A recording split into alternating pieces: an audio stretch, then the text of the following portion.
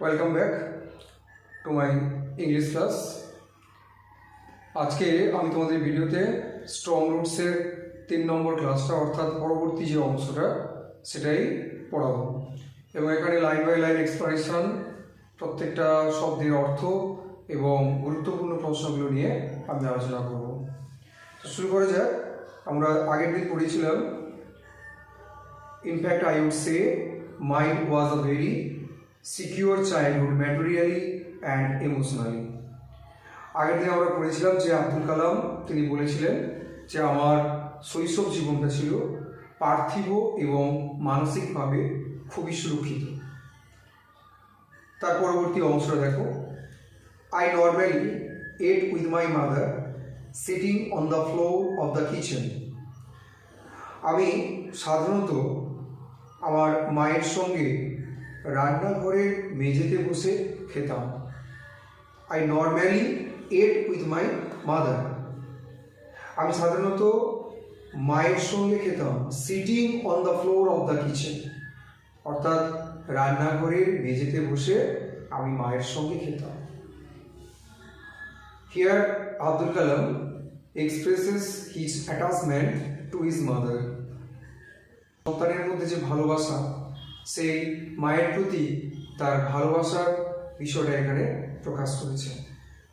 C would place a banana leaf before me, অর্থাৎ আব্দুল কালামের মা তার সামনে একটা কলা পাতা পেতে দিতেন।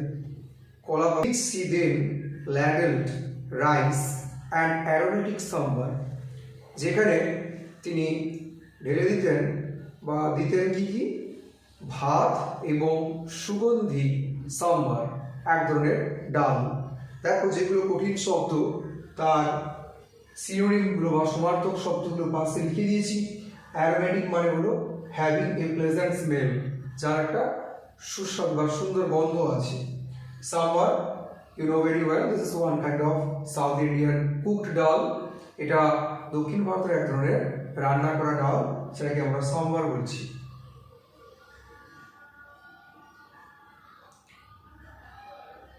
আর কি থাকতো? A variety of serve homemade pickle and a dollop of fresh coconut chutney. থাকতো এক ধরনের ঝাঁঝালো বাড়ির তৈরি আচার আর একটু পরিমাণ মতো চাটনি। কিসের চাটনি? নারকেলের চাটনি।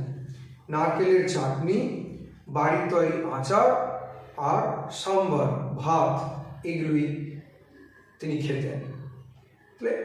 Here Abdul Kalam expresses his attachment to his mother and his childhood food habit, এবং তার শৈশবের যে খাদ্যাভ্যাস সেটাই তিনি এখানে প্রকাশ করেছেন। The Shiva temple, which made Rameswaram so famous to pilgrims, was about a 10-minute walk from our house. The Shiva temple অর্থাৎ শিব মন্দির, which made Rameswaram so famous, যেটা রামেশ্বরমকে এতই বিখ্যাত করে তুলেছিল টু পিলগ্রিমস অর্থাৎ তীর্থযাত্রীদের কাছে, was about a 10-minute walk from our house. সেই মন্দিরটা আমাদের বাড়ি থেকে মাত্র 10 মিনিটের রাস্তা ছিল। তাহলে তোমরা জানো যে রামেশ্বরমে এই শিব মন্দির, এটা আমাদের হিন্দুদের কাছে বারাণসীর শিব মন্দিরের মতো খুবই গুরুত্বপূর্ণ, এবং এই রামেশ্বর খুবই গুরুত্বপূর্ণ হয়ে উঠেছিল তীর্থযাত্রীদের কাছে এই শিব মন্দিরটার জন্য। এই শিব মন্দিরের যে দূরত্ব ছিল, কালাম বলছেন যে আমার বাড়ি থেকে মাত্র 10 মিনিট দূরে। Our locality was predominantly Muslim, but there were quite a lot of Hindu families too. তাহলে এখানে দেখো আব্দুল কালাম তার এলাকার সম্পর্কে বর্ণনা দিচ্ছেন। আমাদের লোকালিটি বা আমাদের এলাকাটা ছিল মুসলিম অধ্যুষিত। Predominantly means mainly or mostly, বেশিরভাগ মানুষ এখানকার ছিল মুসলিম জাতির। But there were quite a lot of Hindu families too, living amicably with their Muslim neighbours. কিন্তু সেখানে অনেক হিন্দু পরিবারও বাস করত। কিভাবে বাস করত? Living amicably. Amicably means cordially or in a friendly manner. বন্ধুত্বপূর্ণভাবে মুসলিম প্রতিবেশীদের সঙ্গে বন্ধুত্বপূর্ণভাবে তারা বসবাস করতেন। So this locality is an instance of communal harmony. এই লোকালিটি হচ্ছে একটা সাম্প্রদায়িক সম্প্রীতির একটি উজ্জ্বল দৃষ্টান্ত। এটাই আব্দুল কালাম এখানে তুলে ধরেছেন। Here Abdul Kalam expresses that all the neighbors here were living amicably with each other. একে অপরের সঙ্গে তারা বন্ধুত্বপূর্ণভাবে বসবাস করতেন। There was a very old mosque in our locality where my father would take me for evening prayers. There was a very old mosque in our locality. আমাদের এলাকায় একটি পুরনো মসজিদ ছিল যেখানে আমার বাবা where my father would take me আমাকে নিয়ে যেতেন for evening prayers সান্ধ্যকালীন প্রার্থনা করার জন্য আমার বাবা যেখানে নিয়ে যেতেন। I had not the faintest idea of the meaning of the Arabic prayers chanted. I had not the faintest idea of the meaning of the Arabic prayers chanted. যে আরবীয় প্রার্থনাগুলো উচ্চারিত হতো বা পাঠ করা হতো তার অর্থ সম্পর্কে আমার ন্যূনতম কোনো ধারণা ছিল না। দেখো আমি এখানে প্রত্যেকটা কঠিন শব্দের মানে লিখে দিয়েছি বা অর্থ লিখে দিয়েছি। ফেন্টেস্ট মিনস স্লাইটেস্ট, ন্যূনতম, একেবারেও সামান্যতম কোনো আমার বোধশক্তি ছিল না বা আমি ওটা বুঝতে পারতাম না। But I was totally convinced, কিন্তু আমাকে বোঝানো হয়েছিল দ্যাট দে রিচড গড, ওই যে আরবীয় প্রার্থনাগুলো ঈশ্বরের কাছে পৌঁছে যেত। ঠিক যেরকম আমরাও অনেক হিন্দুরা সংস্কৃতে যে মন্ত্রোচ্চারণগুলো হয় সেই মন্ত্রোচ্চারণের অনেক অর্থ আমরা জানি না, কিন্তু আমাদেরকে বোঝানো হয় কি যে এইভাবে মন্ত্রোচ্চারণ করলে, এইভাবে বললে সেটা ঈশ্বরের কাছে পৌঁছে যাবে।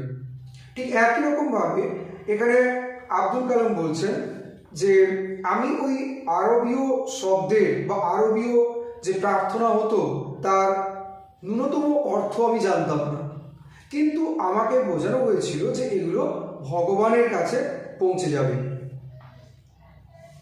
When my father came out of the mosque after the prayers, যখন আমার বাবা প্রার্থনার পর ওই মসজিদ থেকে বেরিয়ে আসতেন, people of different religions would be sitting outside waiting for him. তখন বিভিন্ন ধর্মের মানুষেরা বাইরে বসতেন তার জন্য অপেক্ষা করতে করতে। অর্থাৎ many people coming from different religions were sitting for Kalam's father. কালামের বাবার জন্য তখন অপেক্ষা করতেন।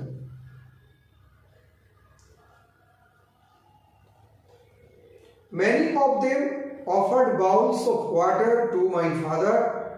অনেকে আমার বাবাকে জলের বাটিগুলো বা জলের পাত্রগুলো দিতেন। Who would dip his fingertips in them, যিনি সেই জলের পাত্রগুলোতে আঙুলের ডগা ডুবিয়ে রাখতেন, and say a prayer, এবং একটা প্রার্থনা করতেন। In this way, Kalam's father would sanctify the water offered by the people coming from different religions. এইভাবে কালামের বাবা সেই জলকে মন্ত্রপুত করতেন বা মন্ত্রোচ্চারণের মাধ্যমে জলকে তিনি মন্ত্রপুত করতেন।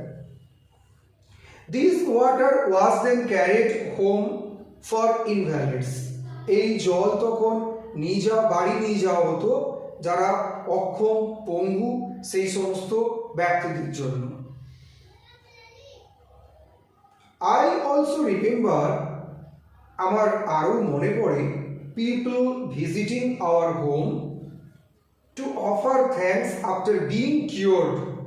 অর্থাৎ আমার মনে পড়ে সেই সমস্ত মানুষদেরকে যারা আমার বাড়িতে সুস্থ হয়ে যাওয়ার পর বাড়িতে আসতো বাবাকে ধন্যবাদ জানাতে।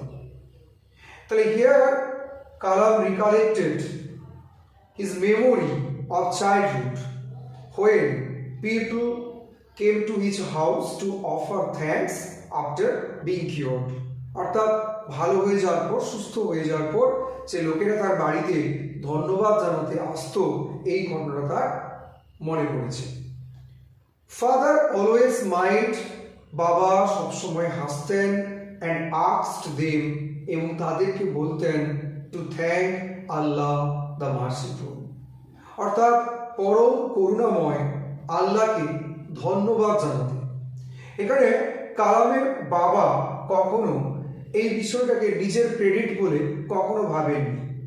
তিনি বলেছেন যে যাও তোমরা করুণাময় সর্বশক্তিমান ঈশ্বরকে বা আল্লাহকে ধন্যবাদ প্রদর্শন করো। তো এইভাবে কালামের বাবা তিনি ঈশ্বরের প্রতি তার আস্থা এবং বিশ্বাস প্রদর্শন করতেন। That's all for today.